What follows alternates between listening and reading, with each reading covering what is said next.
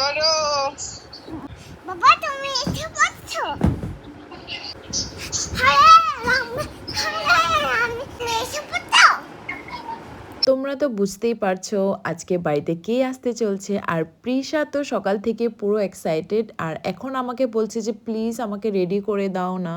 তারপর দিদিভাই ওকে সুন্দর করে চুলটা বেঁধে দিল। তারপর দাদাও চলে এলো, আর তখন প্রায় রাত 1:40 এমন বেজে গেছিল।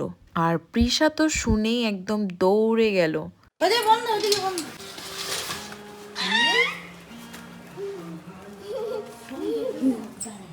তোমার জন্য কি আনতি দুদু? তোমার জন্য কি আনতি?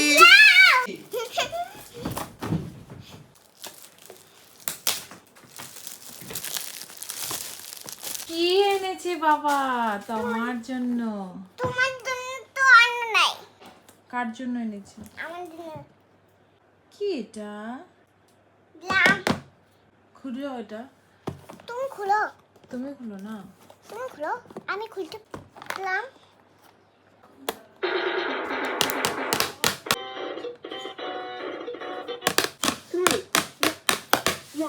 গিফট পেয়ে ও সব ভুলে গেল। তারপর রাতে দাদাও ওর সাথে ড্রাম বাজাচ্ছিল, আর শেষে কোনো রকম সবাই ঘুমাতে গেলাম। তারপর দাদা সকাল সকাল উঠে গেছিল বলে আমাকেও তুলে দিল। তারপর বলল চল আজকের দিনে একটু ঘুরে আসি। তাই আমিও রেডি হয়ে দাদার সাথে বেরিয়ে পড়লাম। আর সত্যি খুব ভালো লাগছিল। আজকের দিনটা দেখলে ছোটবেলার কথা মনে পড়ে যাচ্ছিল। এই দিনে স্কুলে যাওয়া, ইন্ডিপেন্ডেন্স ডে প্রোগ্রাম সবাই মিলে সেলিব্রেট করা। তারপর বাড়ি ফিরে দেখি প্রিশা ঘুম থেকে উঠে গেছে, আর উঠেই ওর দুষ্টমি শুরু। আর একটু পরে আবার পাউডার নিয়ে খেলা শুরু। মুখের থেকে চুল সব পাউডারে ভরিয়ে দিয়েছে। মানে ও সারাদিন যে কি কি করে সত্যি একদম শান্তি নেই। তারপর দাদা বলেছিল আজকে কি খাওয়াবি, তাই ভাবলাম একটা পনির রেসিপি বানানো যাক। প্রথমে পনিরগুলো ছোট ছোট পিস করে কেটে নিলাম। তারপর দুটো ক্যাপসিকাম নিয়েছিলাম, সেগুলো সুন্দর করে কেটে নিলাম। তারপর দুটো টমেটো নিয়েছিলাম, আদা। এখন আমি পনিরটাকে ফ্রাই করব। আর এটাতে না রেড চিলি পাউডার দিলে কালারটা খুব ভালো আসে, বাট আমি অ্যাভয়েড করি।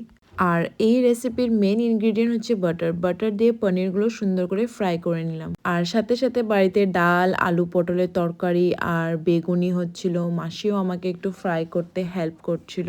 এরপর সেম ওইভাবে আমি ক্যাপসিকামগুলোকেও ফ্রাই করে নিব। তারপর পেস্টটা আমি ভালো করে ফ্রাই করে তারপর ক্যাপসিকামটাও দিয়ে দিলাম। একটু জল সব কিছু মিক্স করে পনিরটাও দিয়ে দিলাম। আর আজকে যে গরম, রান্না করতে করতে আমার অবস্থা একদম খারাপ। আর সব কিছু দিয়ে প্রায় 5 মিনিট ঢাকা দিয়ে রেখে দিলাম। আর ফাইনালি আমার স্পেশাল পনির রেসিপি রেডি। তারপর দিদি আজকে আমার জন্য খুব সুন্দর করে সবকিছু বেড়ে দিয়েছিল। আর আজকে লাঞ্চে ছিল আলু পটলের তরকারি, বাঁধাকপির ঘন্ট, তারপর শাক, বেগুন ভাজা, তারপর ছোলের ডাল আর ওই স্পেশাল পনিরটা। আর লাঞ্চটা সত্যি দারুণ হয়েছিল। তারপর বিকেলের দিকে আমি, প্রিশা আর বোন আবার একটু বেরিয়ে পড়লাম কিছু খেতে।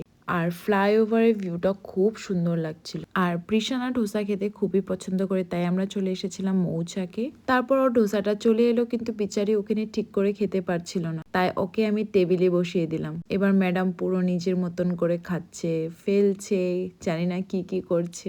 এর মধ্যে আমার বাবার জন্য একটা মেডিসিন নেওয়ার ছিল, তাই মেডিসিনটা নিতে চলে গেলাম। আর এদিকে প্রিশার নাটক শুরু।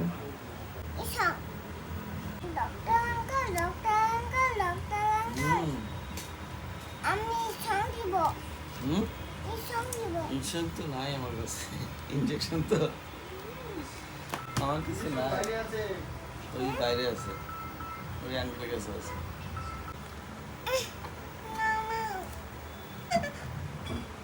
পকেটে রাখো মোবাইলটা। মোবাইলটা পকেটে রাখো। তো আজকের দিনটা খুব সুন্দরভাবেই কেটে গেল। দেখা হবে নেক্সট ভিডিওতে। Okay bye.